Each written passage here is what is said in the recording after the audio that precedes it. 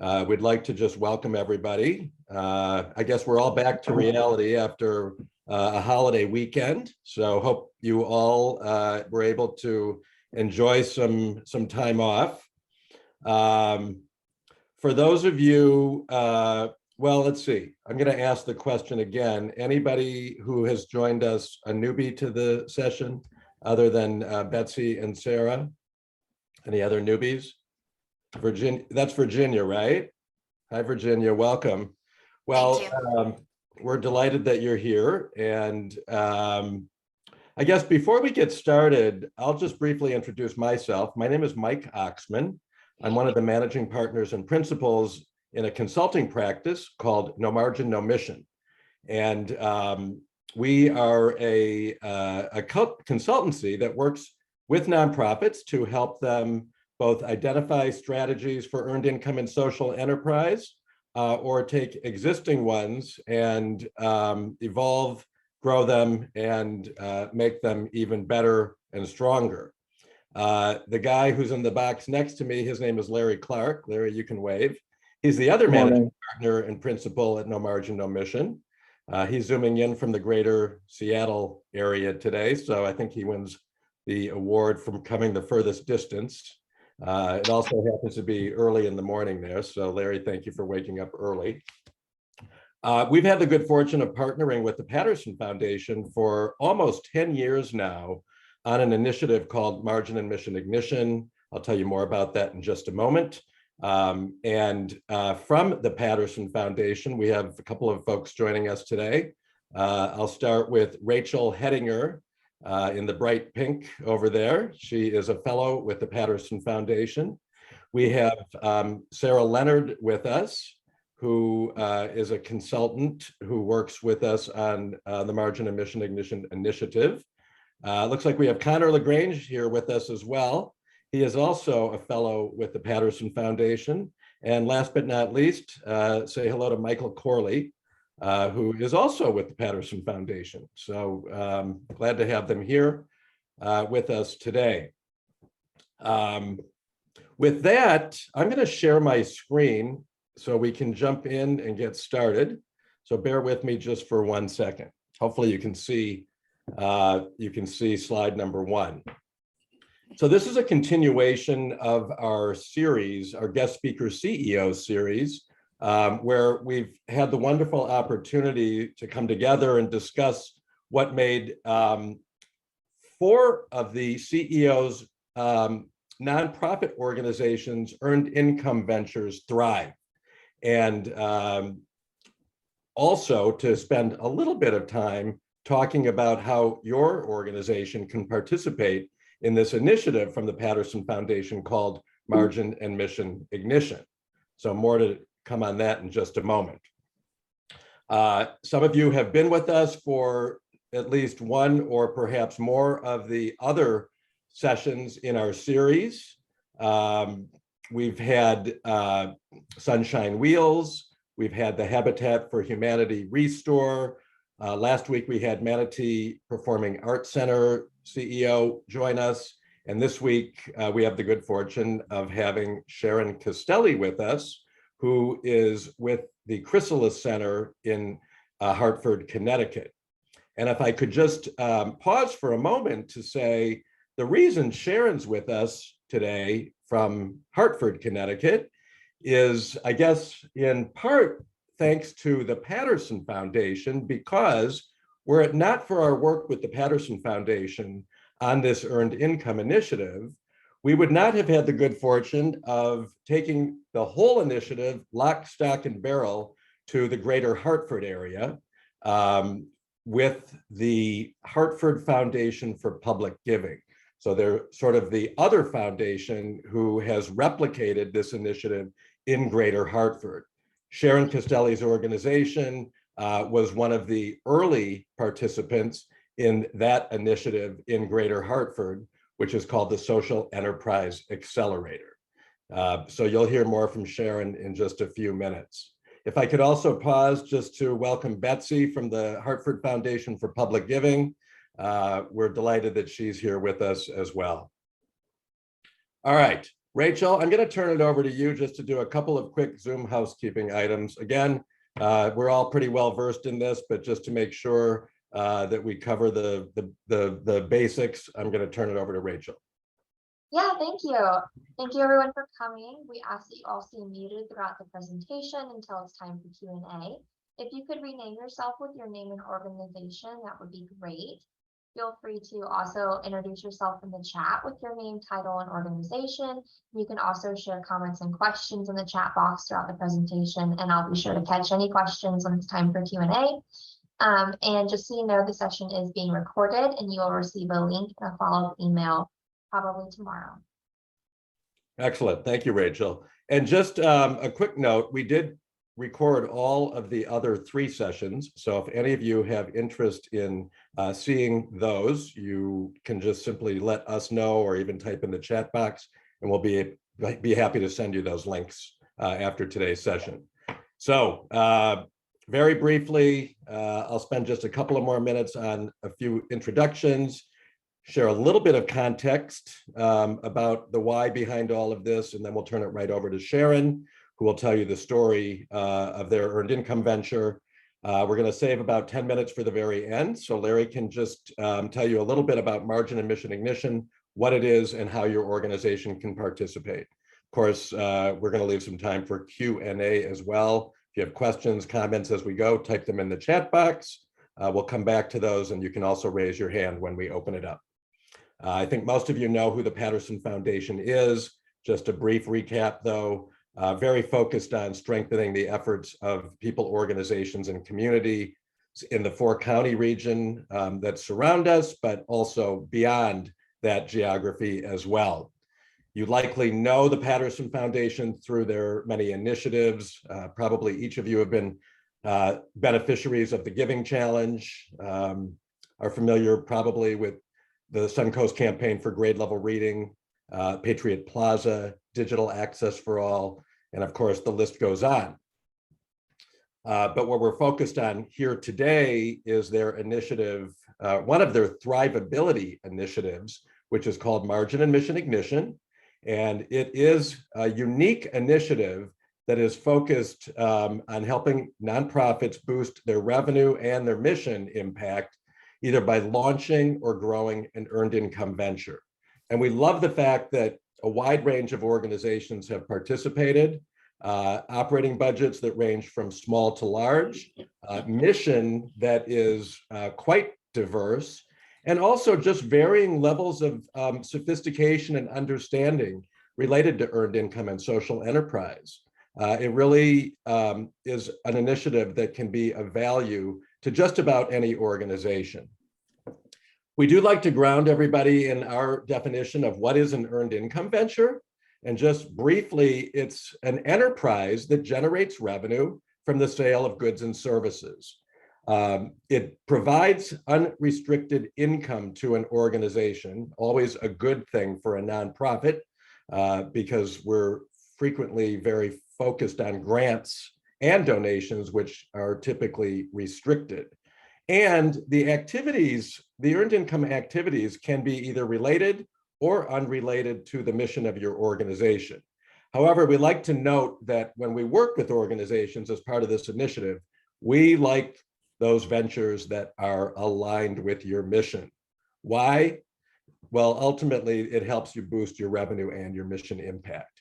Keep in mind that earned income is not grants and it is not donations. That is another type of revenue. We always obviously encourage organizations to have significant streams of revenue in terms of grants and donations, but we like it when you are looking for ways to grow your earned income. Earned income can take lots of different forms, lots of different ventures and enterprises, and you can see just a range here that really does cover the gamut. And it's really only limited by your organization's creativity and ability to think about what are those assets that you might have that you could monetize and generate revenue and resources from. So all about boosting revenue and hopefully increasing your mission impact. In the end, our goal and any nonprofit's goal for earned income should be to move beyond survival, to move beyond sustaining or maintaining, and really looking for opportunities to thrive.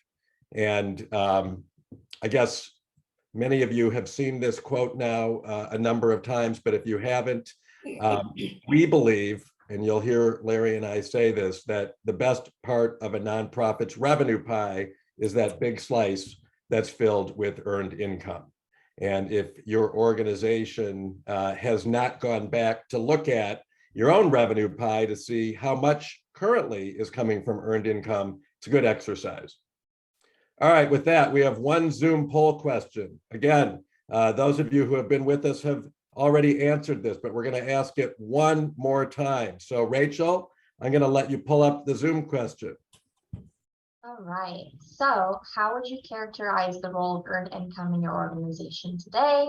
It's a priority. You're always looking for the opportunity, or you have some earned income activities, but you want to make the most of it, and have more earned income activities, or you don't have any, but you're interested in creating some.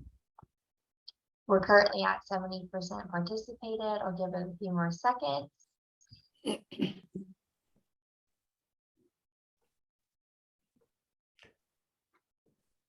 All right. Well, it looks like this one, at least for those of you who have answered it, is a little different than the previous 3 sessions. We've got the bulk of folks who answered at that middle, the middle one. We have some earned income activities, but we want to make them a bigger priority. A couple of you said that they are a priority and you're always looking for ways to expand and grow. And nobody said we don't have any earned income activities. So the good news is, regardless of how you answered this, our guest speaker today is going to be, I think, able to share a story with you about her organization's earned income and social enterprise that will be of value. So with that, it gives me great pleasure to officially introduce Sharon Castelli. Sharon is the CEO with the Chrysalis Center in Hartford, Connecticut. And we have had the good fortune of working with Sharon and her team since 2018. And interestingly, the very first learning lab that we did in Hartford was hosted at the Chrysalis Center's venue that brings in organizations for meetings and events. And they also catered our first event and the subsequent learning labs after that. So I think one thing that's just of note here is that even organizations that do earned income and social enterprise and are good at it can benefit from and gain value from earned income and social enterprise learning labs and the work that we do as part of this initiative. So with that, Sharon, I'm going to turn it over to you to tell your story. Absolutely. Good morning, everybody. So you're probably thinking, as a CEO right now, I don't have time for this hour with Sharon Castelli, whoever she is, but today is not really about me. It's about you and investing within your organization. I had the wonderful opportunity back in 2018 to meet Larry, Michael, and Sarah. And I believe at the time there were 50 nonprofits in the room. They heard the pitch of why we should all get involved in this thing called earned income. And I was thinking to myself, I don't have time to be involved in this. And as I looked through the learning sessions that I had with Mike and Larry and Sarah, I don't know what I would have done if I didn't get involved in this. And it was by the great fortune of the Hartford Foundation for Public Giving. They sponsored this and they whittled that group of 50 down to 10. So I'm one of those 10. I'm here to tell my story. And again, if you haven't signed up for this, you will kick yourself going down the road, because we are an organization that is very heavily funded by the state, and as well as fundraising and federal dollars as well. I can't imagine not having some money on the side over the last couple of years, and you'll see how we projected through our business plan and where we ended up. But we made money over the last 3 years, and that was during COVID. And if you can think about the hospitality industry during COVID, if that was a year or 2 years, or now coming into 3 years with COVID, and never would have thought that we would have been where we are right now. So Michael, I'm going to have you move the slide. Very briefly about my organization. I actually have 3 different organizations. Chrysalis Center Housing Development Corporation. We develop affordable housing with some supportive housing units set aside. We get some developer fees there on those projects. We have our Chrysalis Center Real Estate Holding Corporation. We have about $50 million worth of assets. It's just basically a holding company that once I build the housing, it sits in a separate organization for liability purposes, mainly why we created that. And then there's the organization that I'm here to talk about today. That is the main organization called Chrysalis Center Incorporated. We were incorporated back in 1975. We have just over 100 employees and our budget is about 11 million. Next slide, Mike. Thank you. What is our mission? What is it that we do? We provide mental health, substance abuse, HIV, and people returning from homelessness in the jail system. We provide them employment, case management, supportive housing, and something called psychiatric rehabilitation. It's a drop-in social club for folks that are coming from institutions and people that are coming from the need to be involved in more group type work. We also have programs around food insecurity. And then over the last couple of years, created hydroponic grow center. We have gardens, culinary training, and a conference center. So I would call us sort of a multi-service organization, but we started with many years ago with mental health programs. So what can I say about the first phase of our journey? Go ahead and hit the, yep, thanks, Mike. So we participated in the learning labs with Mike and Larry, and then after that with Sarah. And what we needed to do was explore within the organization, did we want to do something to earn income that was mission related or non-mission related? And that was really difficult for us because we had some ideas of what we wanted to do. And some of the earlier ones were very non-mission related. And we decided to just abandon that. It just didn't seem right for us. And so we went through the earned income learning labs. It helped us explore a variety of different possibilities. And what we came up with was a cleaning crew, because we do that right now. Some of our ex-offenders go out and provide voluntary services in the communities where they've committed crimes. We thought, well, maybe that's something we could work with the municipalities to make some money on. I mentioned our hydroponics. I thought maybe that might be another opportunity. And then we talked about expanding our very small catering business at the time. The folks that participated in this was 2 of my board members, myself, my chief financial officer, and my development director. And we worked together as a team through the 4 labs. We decided as we went through lab 1 that we were going to expand and grow our catering services. And so we provide catering services. We have a breakfast, a lunch in-house. We have external catering.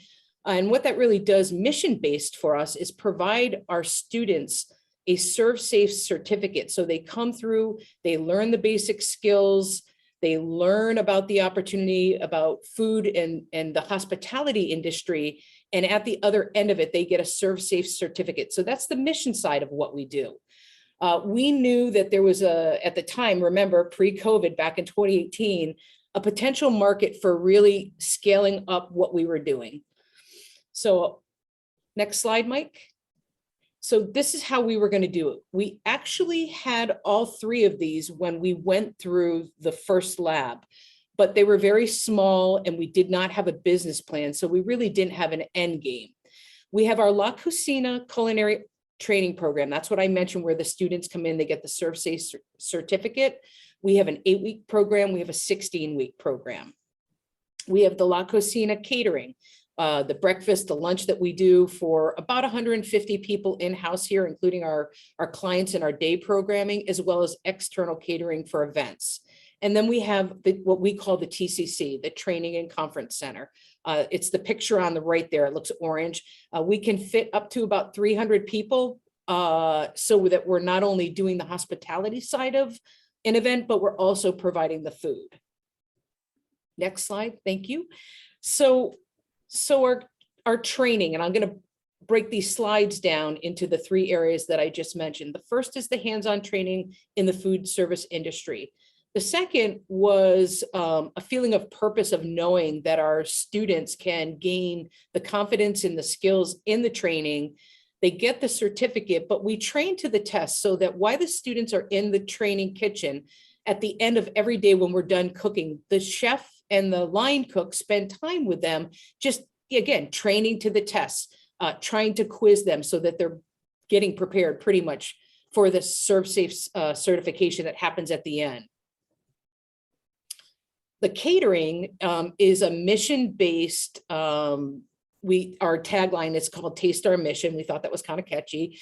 And we have on-site training kitchen as well as we do, this says 100+ annually. We definitely do, I'd say 3 times that amount. And again, that includes some of the work that we're doing in-house here. The offsite catering is to local businesses. And at the time, we were not involved in any contracts. I'll talk at the end how we did a little bit of a pivot during COVID to be able to gain business. And then the training and conference center, which you see in front of you there, it's about 5 years old now. It has all the IT that people need when they come in for presentations. If you want to do more of a social event, we have all the smallwares and napkins and silverware and wine glasses for low to medium to higher income type of events. So the second journey of our mission really talked about developing the business plan. And I'm not going to lie to you, this was the scariest part of what we had to do because we didn't know what the heck we were doing. I mean, we had this idea of what we thought we should put in this business plan, but Mike and Larry made this tremendously, I don't want to use the word easy because it wasn't easy, but easier. And what we did is we signed on every week we had one person in our group, which was our CFO. She was the one that was going to be the one that was the gatekeeper. We didn't want a lot of people touching the business plan as we created it, because we'd be looking at each other saying, well, is this the latest model? Is this the latest version? We described in that business plan what our business opportunity was. We defined what the model was going to be. We examined the viability. And when I say we committed to regular meetings, I was like the person saying, a lot of things are going on. Everybody's like, can we cancel the meeting this week? And we're like, nope, we're going to have the meeting. So, it might not be as intensive for your team, but I wanted it to be regular because I was fearful it was going to fall off of the calendars if we missed a meeting. So let's talk a little bit about what was in our business plan and why. We did a pretty deep dive with regards to what the need was in our region regarding culinary training and hospitality. And so we all had homework assignments. And I remember my homework assignment was like our competitors, like who are our competitors, which I'll talk about in just a minute. But we know that there was a need for employment training, that in particular, our population, as well as those living with developmental disabilities, our mental health population is very underemployed. And so this was an opportunity for us to be able to expand our mission while we're making a little bit of money on the side. With regards to seeking more catering, we found that people were willing to pay a little bit more money for the experience that they were getting from us. So if they were in-house, they were seeing our students serve them. They were, in some cases, when taking a tour, seeing our students cook. But also they, on the back end of things, when we were sending catering out, everything we did when we were developing this business plan, we were writing little notes on the side of it. We had a notebook. So as we rolled out the business plan, we're like, oh, we should put like a little certificate in the food when we're catering about what it is that we do. We would have never even thought about that before. We had to target in our business plan the small to mid-sized businesses. And so we were looking at, what were the things that were going on in our community? We have something called the Hartford Business Journal. We were like scouring through that in regards to what were the other businesses that were out there. Thinking about dropping off food to large office parks that maybe didn't have any food around them as a way that we could gain some catering business as a part of our business plan. And again, who are our socially conscious customers? That's what we were looking. We knew they were going to probably pay a little bit more with us, but having that social conscious base was something that we were really very purposeful about. Our target markets were the nonprofits, government agencies, academic institutions. And again, we had both the space and the catering for them. So we started thinking about, with those markets, how were we going to reach out to those folks within our business plan when we needed to implement that? And then this was my area. Who were our competitors, right? We got very competitive around this. We sat around the table and we said, okay, when you think about all the culinary training programs, who were they? When you think about all of the catering areas, again, that expanded from nonprofits to professional caterers to local restaurants. And then the training center, we had everything from the Marriotts to, small little, nonprofits that didn't even have any AV equipment. And we listed out who those competitors were and what made us different. And I think that's the thing about this that helped me in particular, and that made us commit to these weekly meetings, was that these were things that we kind of knew, but we weren't very purposeful about. All of these competitors have, certainly good food and great places, but the fact that when people were going to buy with us, when people were going to book with us, it was about helping transforming people's lives. And that made us a little bit more special. And the fact that we had one-stop shopping, and that money was going to come back to our mission, people got more than I thought, people got very interested in that. So what made Chrysalis Center unique? We were very mission driven, unlike some of our other for-profit groups that were doing catering and hospitality. We talked about, in our business plan about how we really do transform lives through the mission of the work that we do. We were a little unique because we were growing our own food. We had just started a hydroponic grow center. We had a couple of gardens across town. We have a farmer's market for our very low income community so that they can get fresh vegetables and food, because it's a food desert where we're located. And so there was a bunch of things in there that we put within our business plan that we said, well, this is why we're different. This is what makes us unique. And when you go through this, you're going to need to start thinking about what makes you different. If there's an art organization that's there, you clearly, as a CEO, your mission, there's a lot of other art programming out there, but you also know what makes it different. So next slide, Mike.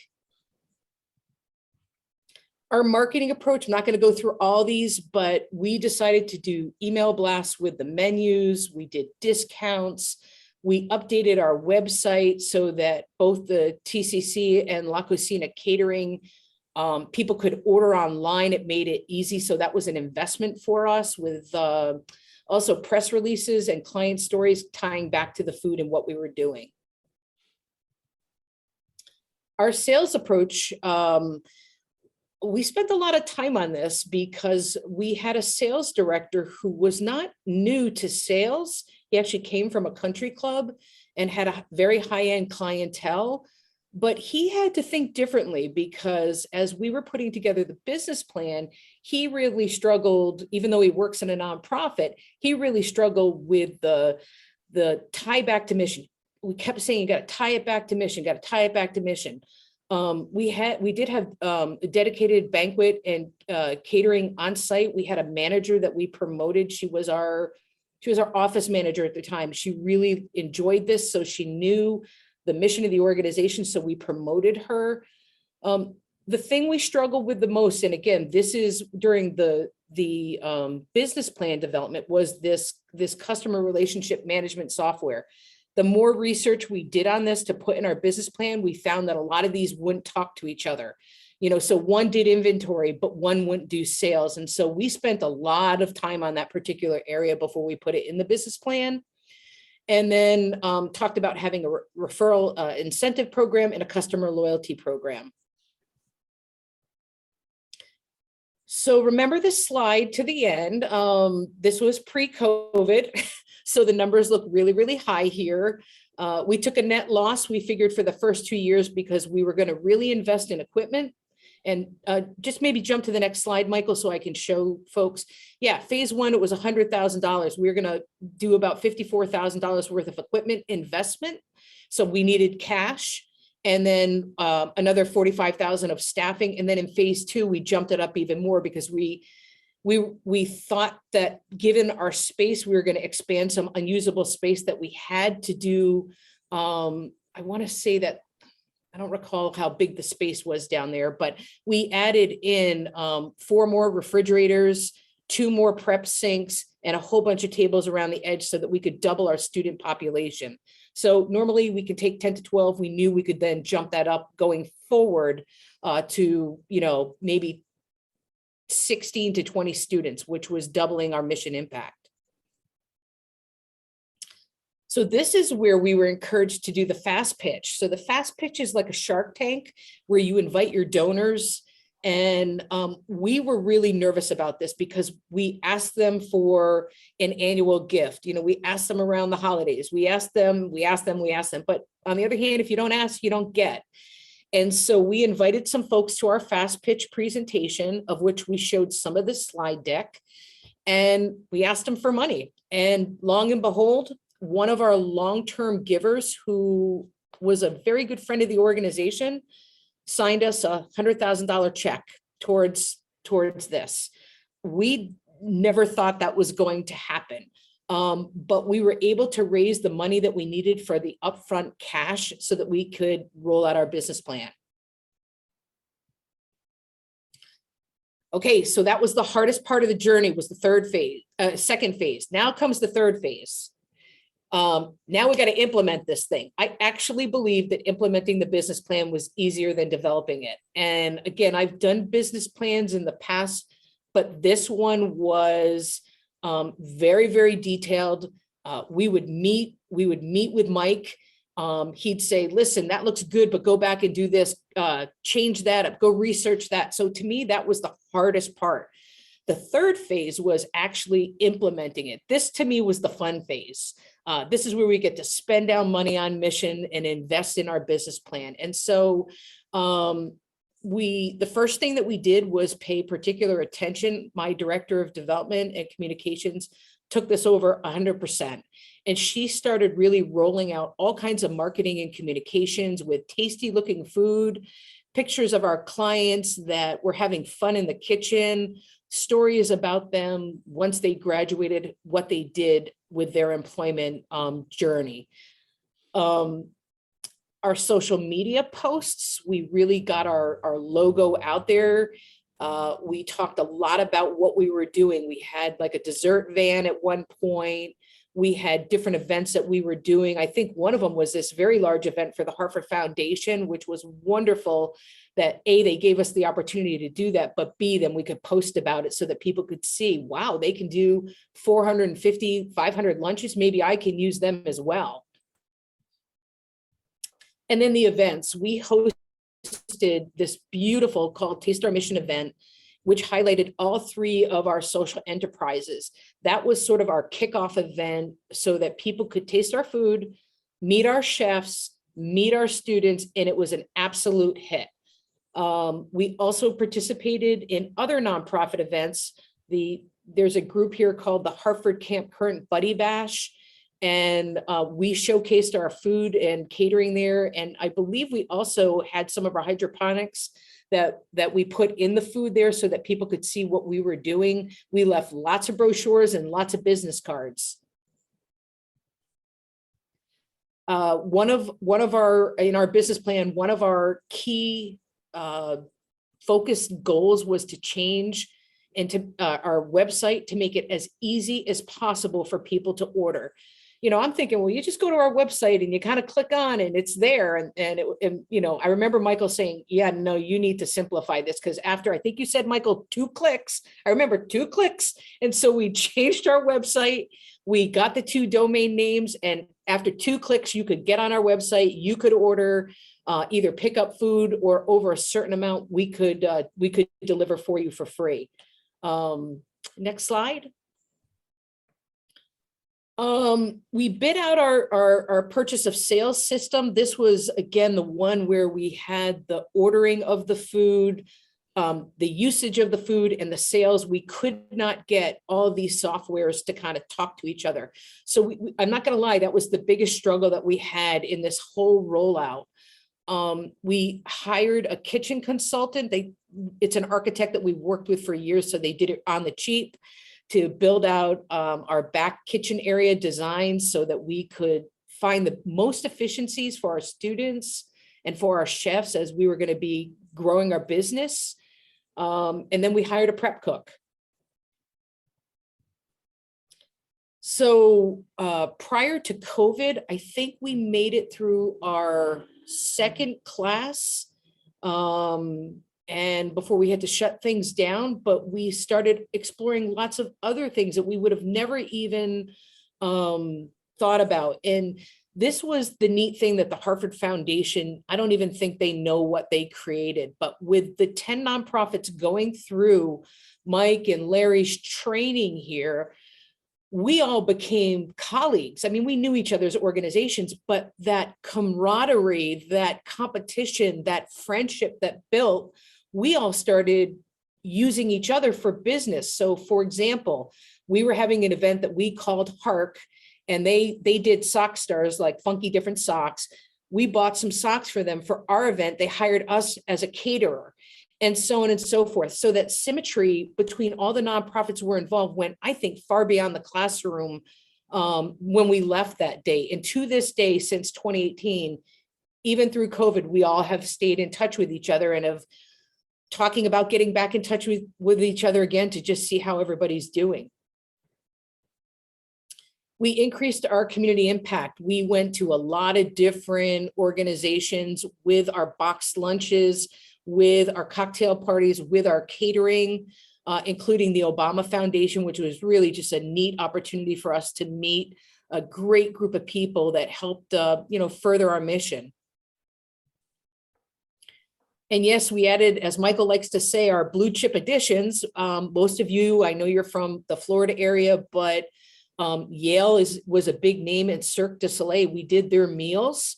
And we used that opportunity to not only get quotes from them, some of them couldn't give quotes, Cirque couldn't give quotes, but we got to use their logo and to be able to list them as past customers. And that just helped build the business again and again. It's like, wow, if Cirque du Soleil is willing to get their food from La Cocina, why wouldn't we? Plus, again, that social mission of giving back to an organization, the money that they're making is going back to mission. Earned income means significant increase to mission impact. And then Michael encouraged us to get client testimonials, to be able to use that in our literature, to use that on our website, to use that in all of our marketing materials. And that's some of them there. And then the fourth phase of the journey was about really tracking and monitoring the progress. So now that we've sort of done the heavy lifting, what does it look like? You said in a business plan you were going to do A, you rolled it out. What does it really look like? So we delivered our financial and mission goals. We addressed the challenges and the opportunities as they came along, and we had to course correct. COVID was a big course, our entire hospitality center shut down, La Cocina shut down. And so we had to pivot. And I'll talk a little bit about that. So we had 90 students trained over the last 3 years. 80% of them were placed in employment. And what's really interesting is this was the one area we did not shut down. We shut down sort of the larger groups, but our students get referred to us through our existing program. So Chrysalis Center serves about 1,200 people a year. So that's one referral source. And then the second is the Workforce Development Board. And most of these are guys and gals getting out of the jail system, and they need to work. And so we made a commitment that while we were open the entire time during COVID, even during the height of it, we were not going to we shut down our volunteers, but we were not going to shut down our students. So want to take a minute and bring you back to that slide. And again, I know I keep saying during COVID, but when you think about your favorite restaurant or gathering with your colleagues, over the last 2.5 years, although you guys were pretty rogue out there in Florida. I mean, you guys, I don't think shut anything down, but in Connecticut, they were very conservative, and our school shut down, our restaurant shut down. And I don't mean just like a month or two, for a long period of time. And so our pivot was, we knew we couldn't have people coming in through the hospitality training arena. So we needed to figure it out. And what we did is we secured contracts. We got one YMCA contract to do the lunches for the kids during their daycare. We got a YM, same thing, daycare. And then we operationalized the clients that we serve within the organization. We have a Department of Correction center where we were taking them out to the grocery stores. And so we pivoted and made that a contract, and then we added a fourth. So we had 4 contracts that we tried to substitute income during that time. And, you know, you all are CEOs and executive directors, and you know that you have nobody to delegate to. So when the going gets tough, you better get going. And that's what we did. We figured out ways to bring money into the organization when our hospitality industry, you know, shut down. So I'm going to jump on the left-hand side. Nope, if you could just go back a second. Sorry, Michael. On the left-hand side, those year one, we thought we would lose about $100,000. We lost about, on the right-hand side, about 50,000 because we didn't do the book of business that we thought we were going to do. Year two, we thought we were going to lose 135. Again, these were planned losses. We knew we had investments with staffing and equipment and build out of the kitchen.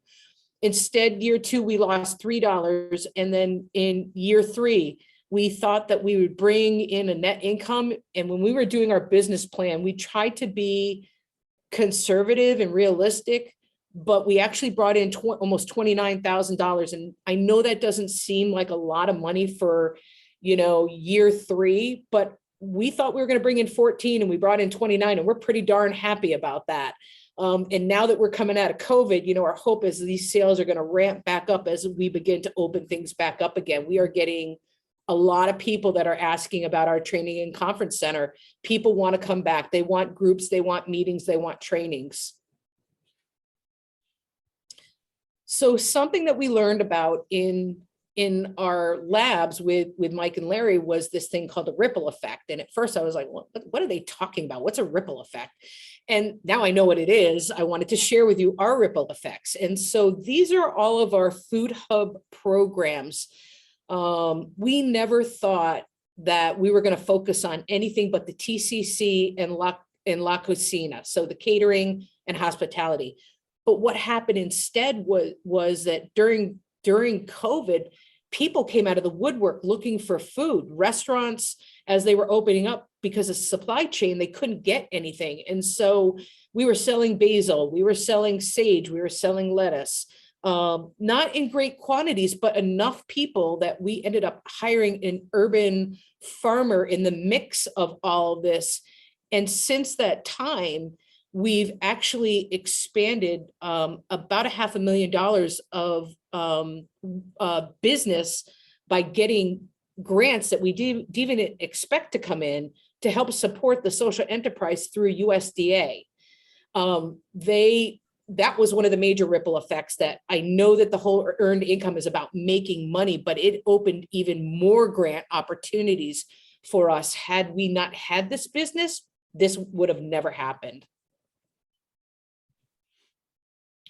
And so the $29,000, what are we going to do? We're putting that back in our mission. We're putting it back into our equipment, putting it back into training our students. And really providing the supportive services that our mission speaks about, to helping people really transform their lives. One thing I didn't talk about, so on the right hand side here, that's a picture of our training and conference center. You kind of get an idea that you can kind of fold up the walls and have 3 contiguous meeting rooms or one larger one. But on the left hand side, if you give me, those are the food that our chefs were presenting. But if you go to the next slide, this is something we didn't even think about. So this is a picture on the right-hand side of our back patio, very large back patio. And we decided during COVID that people wanted to be outside. And so you can see the floor. All we did was dress up the floor. And we started having events out there, and it totally took off. And again, On the left-hand side, I put the quote in there because Mike and Larry said, so Sharon, what advice would you give the group from Florida? And my advice was be careful what you wish for, because it can and will come true. Out of our 10 cohorts, I think 8 or 9 of them have been highly successful. And, when you think about a 3-year business, most for-profits don't even make a profit. They don't even make it in 3 years. And ours was making 30,000. I can't even imagine what the income would have been if we didn't have COVID, but we pivoted and we did above what our business plan expected. So I'll end with this. I know you're all busy, and I know you probably don't think you have the time or even the energy to do this. If you are up for a challenge, if you are a CEO or an executive director that wants earned income so that you can get your board of directors off your back about fundraising, this really is a program that you won't regret doing. Yes, it's a lot of work. Yes, your team will complain because they have to do some heavy lifting during the labs, but it brings you together as a team. It brought us closer with our board of directors. Our board actually started asking for updates in between board meetings. And I was like, no, we're not doing this. We're going to wait to board meetings. But my point is, they were so excited about what we created during this process. They wanted to be involved more and more and more. And we actually, I shouldn't say after COVID, because I know it's still going on, but probably at the beginning of the summer, when the worst of it was over for us, we spent our entire board meeting on ramping back up ideas, thoughts. We spent 2 hours just talking about earned income and our social enterprises and what they could do and ideas that they had. So this is very much a part of our organization that is only going to grow. And again, if this was not due to the Hartford Foundation for Public Giving, we would have never been involved in this. So if you have, your foundation that is giving you free training, I don't know why you wouldn't take it, because it's well worth it. Again, a little bit of work, but great opportunity here. Plus you get to work with Larry and Mike and Sarah. Who wouldn't want that? All right, Sharon, thank you so much. We appreciate you sharing the story of the Chrysalis Center. I will say, Larry will say, Sarah will say, and of course, Betsy from the Hartford Foundation will tell you that they've created an operation that is really quite remarkable. And the true test is, how does the food taste? And I got to tell you, their food is amazing. People go to experience the food, to have great customer service, but ultimately what keeps them coming back for more is a great experience. So as a catering, series of catering, ventures, this organization has not just delivered, but over-delivered. So another reminder that when you have an earned income venture, it's as much about developing that business plan, but also about bringing that plan to life and really delivering on what you say you're going to deliver. And again, this organization has done a fantastic job. So with that, let's just pause for a moment. I don't see any questions in the chat box, but do we have anybody that has a question for Sharon? And if you do, just raise your hand or type it in the chat box, and Sharon will be happy to take any questions that you have. Mike, do you want to open it up? Yeah. Any questions?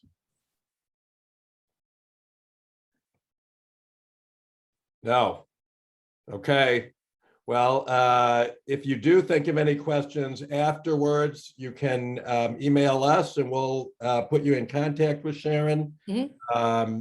But as we transition sort of to the close, I'm going to turn it over to Larry to talk a little bit about margin and mission ignition.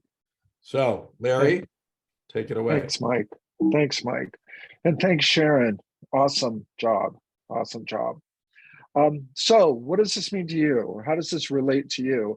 And as you took the survey in the beginning, all of you have an earned income operation up and running. Some of it is very strong and some of it is not so strong. So this is your opportunity, as Sharon said. It's about margin mission ignition. And from the Patterson Foundation, it's a gift. It's about creating that or growing that earned income venture that you might have, or creating one and boosting revenue and increasing your mission impact. And you can see from Sharon's perspective, it grew and expanded, and the ripple effect of their mission impact was great. It all starts with the labs. And our first lab is on September 28th. And then we have another lab in October, one in November, and we wrap it up in December. The first lab will be in person. We're still looking for a location, yet to be determined, but it's again on the 28th. Some of you have registered already. We really encourage you all to register for that lab. In between the labs, there's some homework. And as Sharon said, as a team, they worked on that homework and then reported back to us. It was great. We have a one-on-one session with you after lab 1 and after lab 3.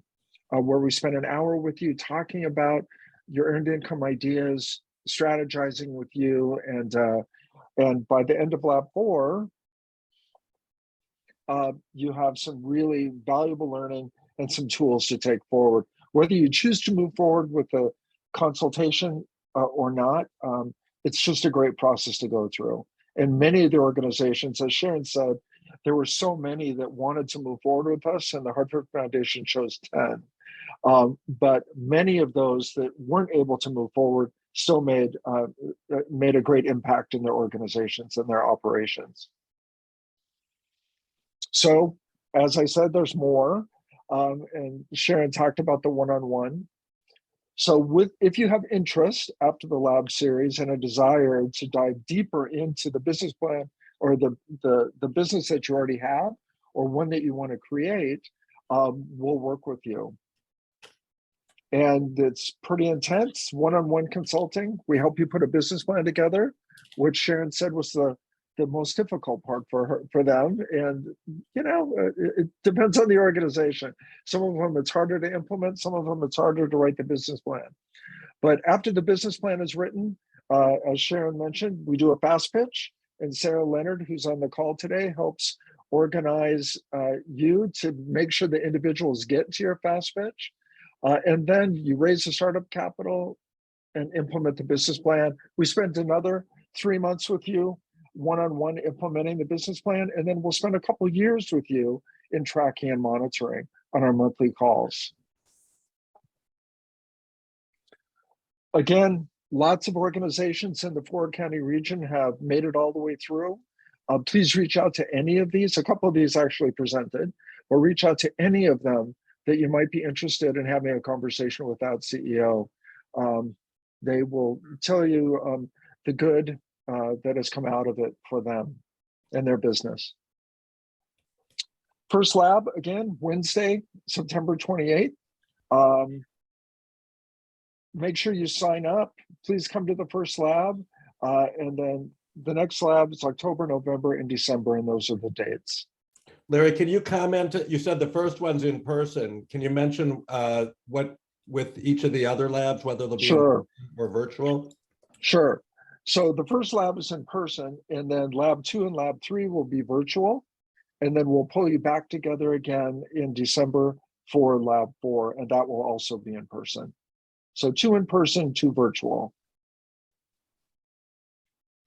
So register. You'll get the email tomorrow to register for lab 1. You'll get an opportunity right after the slide though to also register. And we encourage you, a few of you have signed up from these sessions. Try to encourage others from your staff or your board to join you. It's really important to have that camaraderie in the first lab, and Sharon mentioned that. So try to get a board member to come to first lab. If there's an additional staff member or a volunteer, try to get them to sign up also. Today's session is being recorded, and you'll get a copy of that, and you'll also get a copy of the PowerPoint slides, which include Sharon's. If you're so inclined, Mike, register. A few of you on this call haven't registered yet, so please use your phone, register, and make sure you get a few other folks on your staff or your board registering. I saw Virginia taking the picture right there. Good for you. All right. That's it. That's the end of our CEO series. This is the first time we've done this. I want to thank all of our CEOs, especially Sharon, for sharing their story today, and all of you that participated. Some of you attended all 4 CEO series and got a good range of understanding from the work. So I guess we'll open it up, Mike, one last time. If there's any questions, few resources, but Mike, do you want to open the screen up? Any questions about registration for the lab series, about the lab series, about any of the process that we've talked about?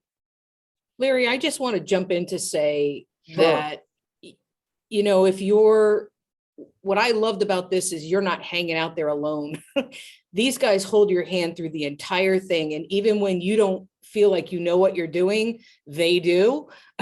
And they're able, I know, Mike, a couple of times I called you in between meetings. You always made yourself available for me because we were just stuck. We didn't know what to do. So you're not going at this alone. You've got great guides along the way. Thanks, Sharon. Thanks. Well, unless anybody has any questions, we can give you the gift of 2 minutes of time, and everybody can be on your way. Stay tuned for the follow-up email. You'll get that from the Patterson Foundation, certainly by, if not by end of day today, sometime tomorrow morning. And we'd like to thank all of you for joining us. Thank you for being a part of our series. And yeah, please sign your teams up for Learning Lab #1. We think that you'll really enjoy being there, and you'll gain a lot of value from it and the other sessions.